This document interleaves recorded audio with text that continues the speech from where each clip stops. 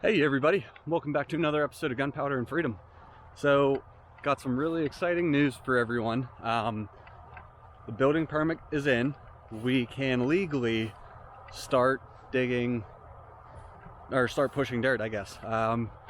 Real excited, so words are a little hard to find right now. But we got the call last week, just haven't had time to actually go pay for it and get it. So Rachel and I figured with the little bit of free time we had yesterday, Sunday, we would come up and start putting stakes in the ground for our house. So here they are, kind of. So I told her, you know, I'd like to make this as nice as possible for right now, but it doesn't have to be 100% accurate. This is strictly for me right now. What I'm gonna do is this will be the very front of our house, the front porch. Front door sits back, I think like 5 or 6 feet. And then this is going to be the bump out for the living room. Now we're actually like kind of in the basement area, but then we have another bump out that extends back here that I need to actually look up. I don't think I'm going to make it this far tonight, but I just kind of wanted to show you guys the general, positioning of the house. Our temporary driveway is up here where this big pile of gravel is. That is going to come up, and we're trying to keep the house in closer to the hill to kind of help play this hillside, because we're going to have a walkout basement. So this string line over here is going to be probably close to our basement floor height, probably down actually a little bit more, closer to the ground. Now we want to have the grade going away from the basement. Obviously we don't want it to rain, water come in the basement. So all said and done, we'll probably be up 10 or 11 feet for the garage over here. Now I wanted to play this hillside and have the garage come in on this side. That way the hillside's solid. Obviously I'm taking the topsoil out, but I didn't want our driveway, turnaround, everything to be all on fill. So we'll scrape the topsoil. I want to do a couple passes around the perimeter, take the stakes down, clear all the topsoil out of the middle, and then we can restake it, do our final positioning, our final layout, and then come springtime, yes, springtime, I know it's a bummer, but springtime we're going to dig the hole. That way we don't have a giant open hole here with the potential for an animal to come in and get hurt, or even just it raining, snowing all winter. I don't want the sides to cave in and have to dig out more, because you really want to be careful with how much over dig you're giving yourself. It's going to need filled back in with gravel, so if we can keep the over dig to a foot or two, then that's going to really help save our wallets when it comes time to buy the stone, when it comes time to backfill. Now, if you're thinking to yourself, Steve, if your garage is going to be all the way up there, is your front door going to come in on the basement? No, it's not. It's going to come in on the first floor. So yes, we will have 9 to 10 feet of fill somewhere here, but we have 63 acres of dirt. I can make this look nice. I'm not too worried about that. So for right now, again, I just wanted to kind of show you guys positioning ish and the plan. I think it is getting dark. I'm working on another project. If you missed that video, there it is. I think for right now, all I'm going to be able to get done tonight is show you guys that, and then to start to push the topsoil for the driveway. So I'm going to finish the project I'm working on now, and yeah, jump back over here and probably be working with the dirt during the dark again. So okay, so I just finished up the project I was working on. Time to jump over and try to get some dirt moved. It's so dark here, and all I have to work with are the lights on the skid loader. So I have to keep the skid loader running.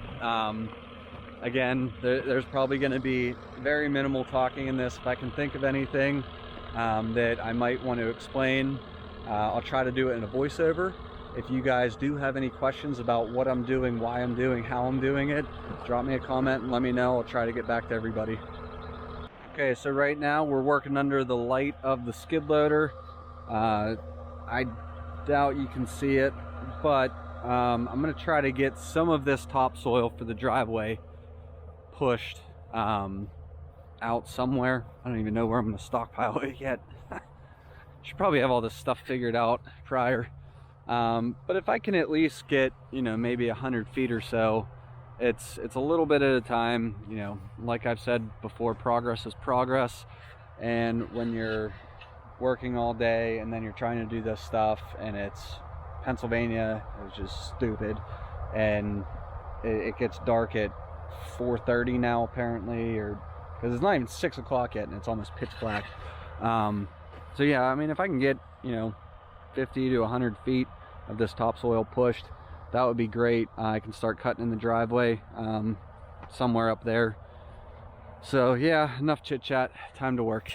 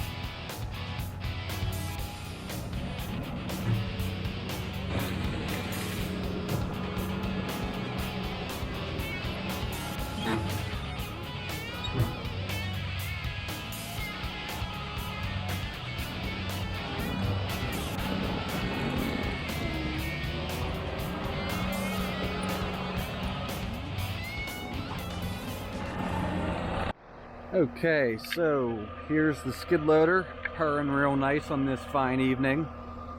trying to leave it running so I can leave the lights on. It's pretty difficult to see, but I probably got about 100 to maybe 150 feet cut in. It's kind of hard to tell with this how dark it is, but I did go extra wide. I cut this all in probably, oh, my guess is going to be 13 to 14 feet wide.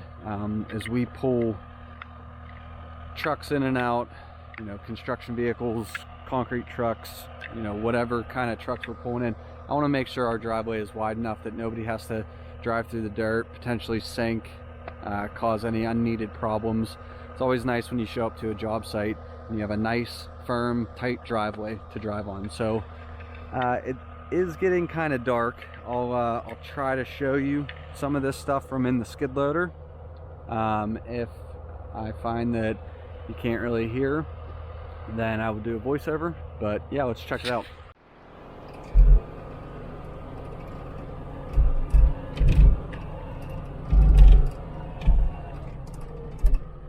Okay, so here is the temporary driveway. If you missed the process of making that and what I had to go through for that, here's a link. But here's the temporary driveway that I dug in. Now I brought our, I guess, continuation of our temporary driveway straight off that. And like I said, I dug it nice and wide. So we'll head down here. I tried to make it as smooth as I could, but it is a little difficult in the dark. This is where I got to. So I'm coming in to the upper side of our house. The garages are going to be up here. So my driveway, my final driveway, needs to sweep up this hill. So that's why I keep calling this a temporary driveway, is because it's not finalized yet. Back up some.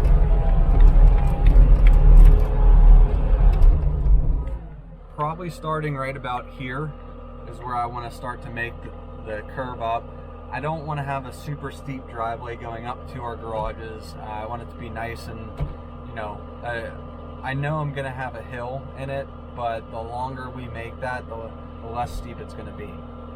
So as I'm digging, I'm taking all the topsoil for just right now, and I am piling it right over here. Bam. Nice big pile of dirt. Now you might be asking yourself, hey Steve, isn't that going to be in your way when you're digging? Right there you can see one of the boundary markers for the corner of the house. Yes, however, the tree that you can barely see behind this pile of dirt is actually sitting on an existing pile of topsoil that is going to need moved. So after I scrape all of this topsoil, which should hopefully be in the next day or so, I'll have all of the markers down. I'll be able to push all this dirt back into the backyard, and then I'll get that pile of topsoil pushed back as well. So this down here will be all nice and flat. It'll be nice to get a machine around.